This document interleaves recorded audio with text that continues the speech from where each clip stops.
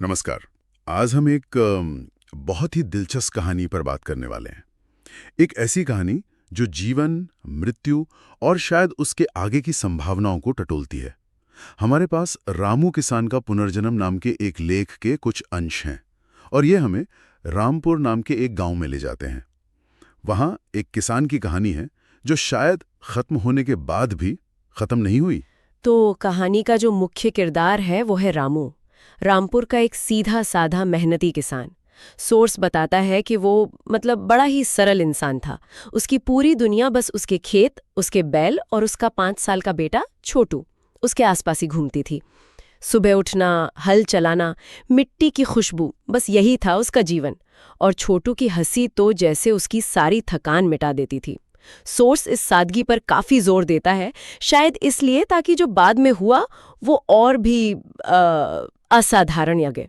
लेकिन फिर अचानक एक हादसा हो जाता है। एक दिन रामू अपने खेत में काम कर रहा था और तभी मौसम बिगड़ गया। तेज बारिश, बिजली कड़कने लगी और फिर एकदम से एक बिजली सीधे रामू पर आ गिरी। सोर्स कहता है ये बहुत ही अचानक हुआ। वहीं खेत में ही उसकी मौत हो गई।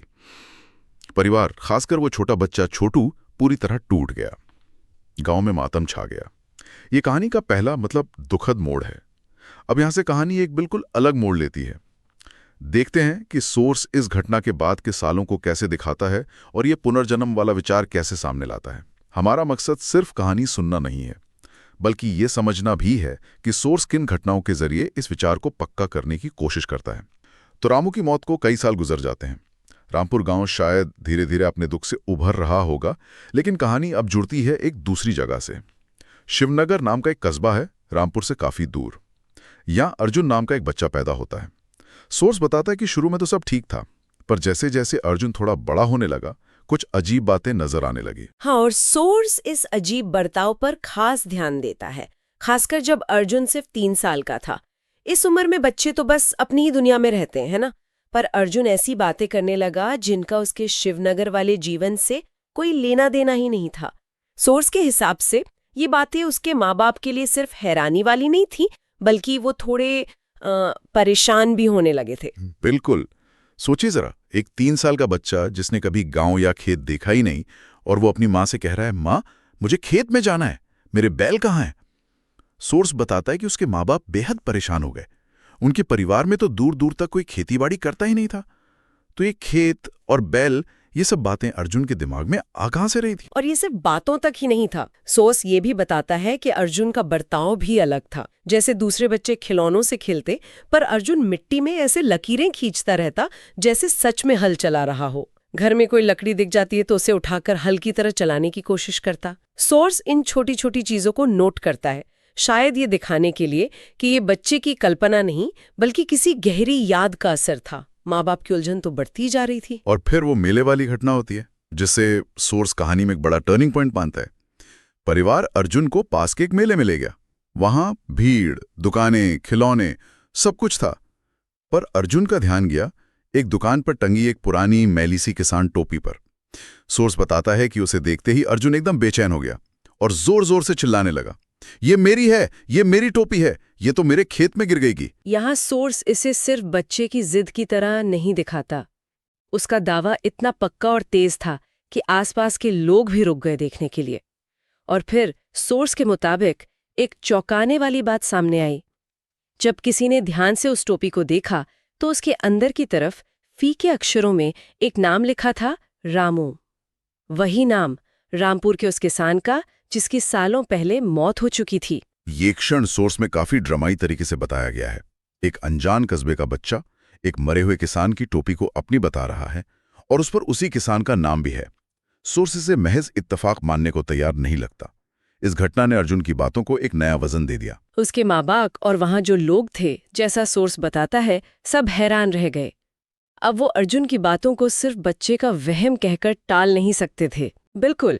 इस घटना के बाद सोर्स कहता है कि अर्जुन की जो पिछली यादें थीं वो और साफ होने लगीं और ज्यादा डिटेल में आने लगीं। अब वो सिर्फ खेत और बैलों की बात नहीं करता था, वो अपने माँ बाप से रामपुर गांव का जिक्र करने लगा। कहने लगा, मेरा असली घर तो रामपुर में है, वहां मेरा बेटा छोटू है, मेरी पत्नी गीता है। सोर्स इस बात पर जोर देता है कि वो ऐसे नाम, ऐसी जगहें बता रहा था जिनके बारे में उसने इस जिंदगी में कभी सुना भी नहीं था। ये जानकारी आ कहाँ से रही थी, यही बड़ा सवाल था। हाँ, और जाहिर है उसके माँ बाप के लिए ये सब मानना आसान नहीं रहा होगा। सोर्स उनकी मुश्किल को भी दिखाता है।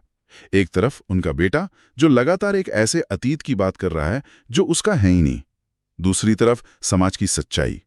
उन्होंने शुरू में समझाने की कोशिश की होगी, शायद डॉक्टर को दिखाने का भी सोचा होगा जैसा सोर्स इशारा करता है, लेकिन अर्जुन की जिद और उसकी बातों में एक अजीब सी सच्चाई झलकती थी। हाँ, सोर्स अर्जुन की उस जिद को दिखाता है। वो रोता था, गिड़गिड़ाता था, बस एक ही रट लगाए रहता, मुझे रामपुर जाना है, वही मेरा घर है।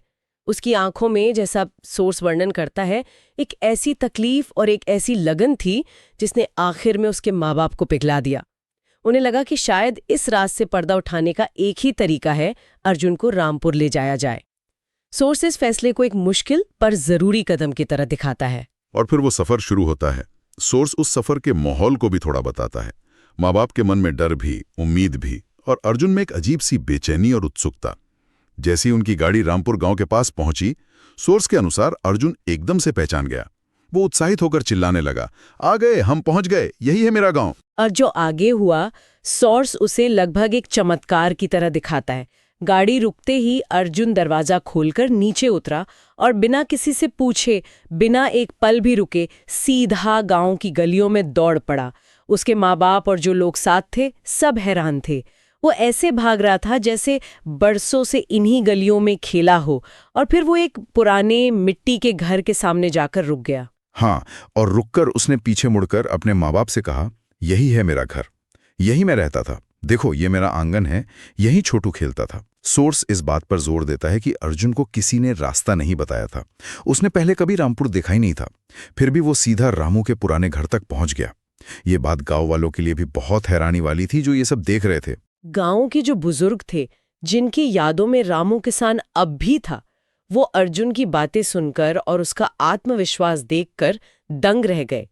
सोर्स बताता है कि उन्होंने अर्जुन से कुछ सवाल पूछे, रामू की जिंदगी से जुड़ी कुछ पुरानी बातें जानने की कोशिश की, और अर्जुन ने उन बातों का, घर के उन कोनों का, उन छोटी छोटी घटनाओं का जिक्र किया जो सिर्फ रामू या उसके बहुत करीबी ही जान सकते थे। सोर्स के मुताबिक उन बुजुर्गों का जो रिएक्शन था वो निर्णायक था। उन्होंने कहना शुरू कर दिया, अरे ये तो बिल्कुल वही बातें कर रहा है जो रामू करता था। इसकी आदतें, इसका घर को पहचानना, लगता है रामू ही लौट आया है इस बच्चे के रूप में। यहाँ सोर्स गांव वालों की इस स्वीकृति को एक अहम सबूत की तरह पेश करता है।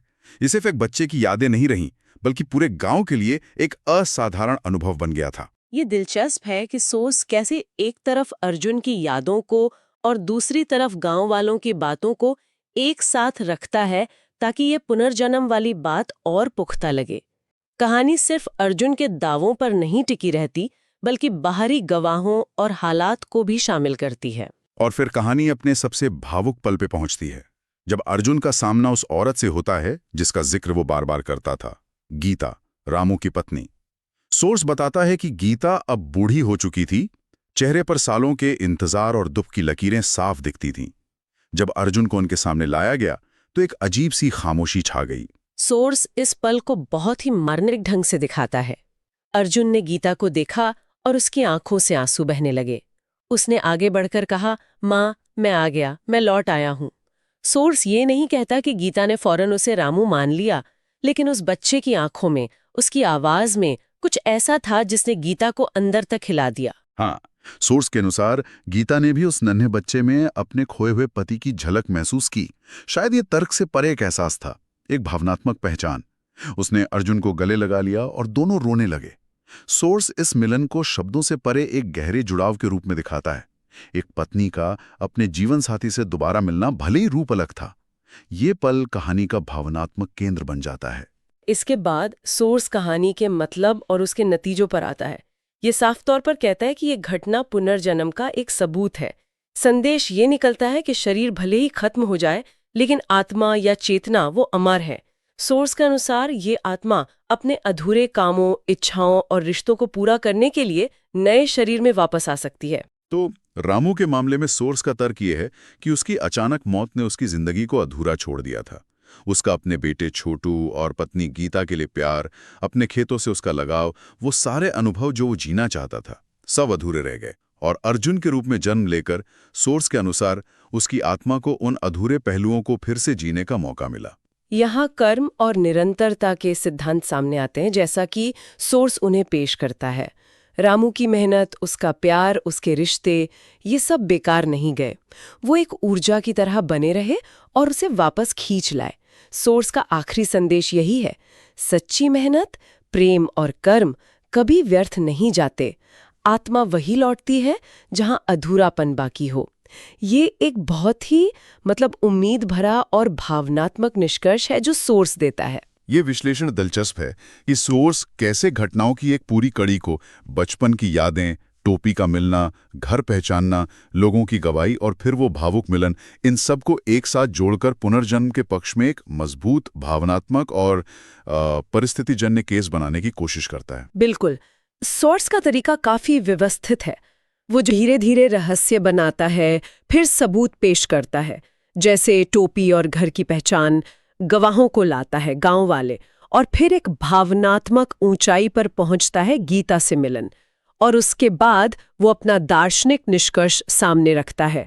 ये सुनने वाले को कहानी से भावनात्मक रूप से जोड़ने और फिर उसके संदेश को स्वीकार करने के लिए प्रेरित करने का एक तरीका है। तो हमने रामू किसान की इस असाधारण कहानी की परतों को खोला, जैसा कि सोर्स में दिया गया है।